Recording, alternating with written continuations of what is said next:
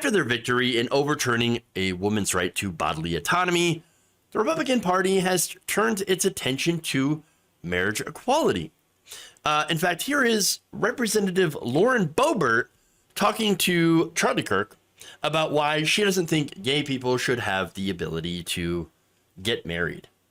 They really have launched an all-out assault on America's traditional values. They have attacked our institutions. They have weakened the nuclear family and undermined masculinity and even femininity.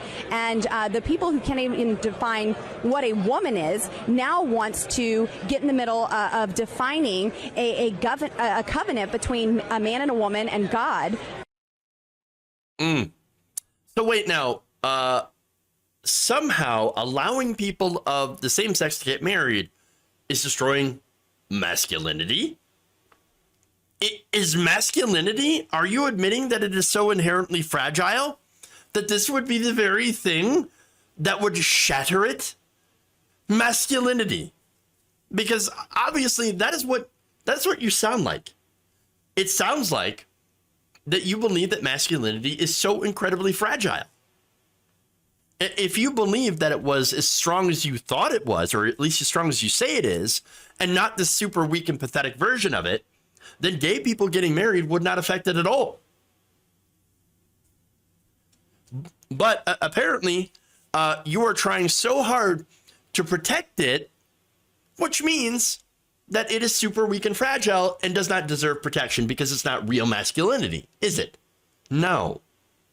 It doesn't make any sense. They don't make any sense. Look, masculinity is just going to be, it's going to be just fine. What's not going to be fine is the toxic version of it. Femininity will also be fine.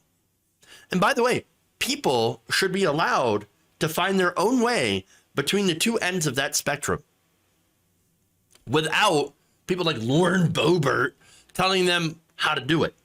But understand, Lauren Boebert wants to control your life.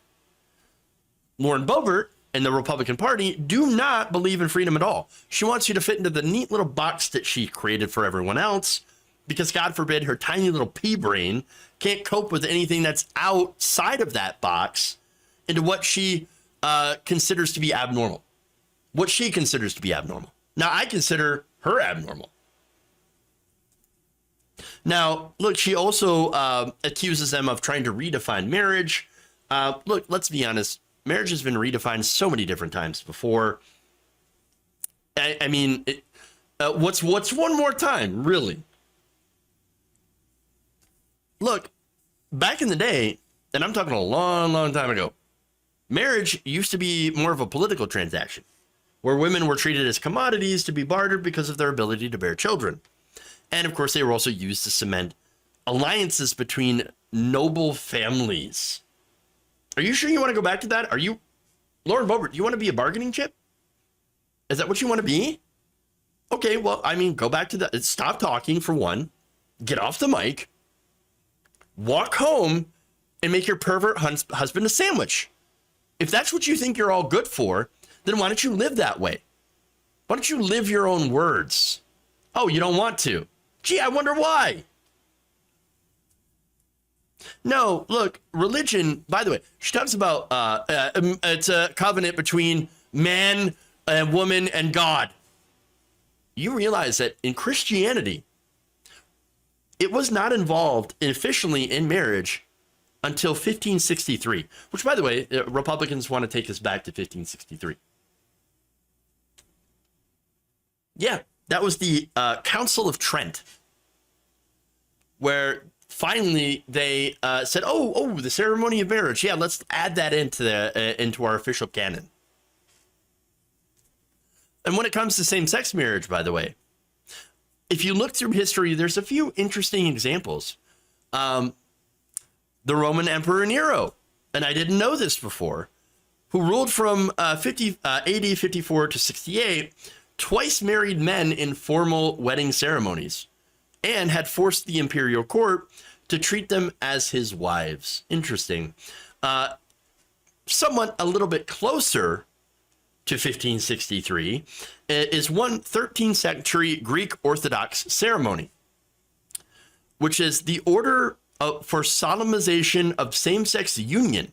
And in it, the celebrant asked God to grant the participants grace to love one another and to abide unhated and not a cause of scandal all the days of their lives, with the help of the Holy Mother of God and all they saints. That was a same-sex marriage in the 13th century. It's almost as if marriage has been redefined and hasn't just been the province of one man and one woman. Not that right-wingers will appreciate the little history lesson there. I don't think Boebert has ever really even opened up a history book, much less her own Bible. But that's true of most fundamentalists. In fact, you know what? The less learned you are in the Bible, the more fervent you are a believer in it, the less you know about what's actually in it. Now, if you are, somebody who has read the Bible, there's a good chance, very good chance, that you are likely an atheist, or you're at least a person who knows what they're talking about and is likely a Christian leftist. Because you cannot read the Bible and come out without being either of those two things. Or there's, I guess, the other option, using that same Bible to dupe gullible right-wingers into doing what you want to get power and keep power. But look, back to Boebert, who's obviously trying to get and keep power. All she has is hate. She does not care about freedom. She never cares for freedom. All she wants to do is to hate and discriminate. That's all they always want to do.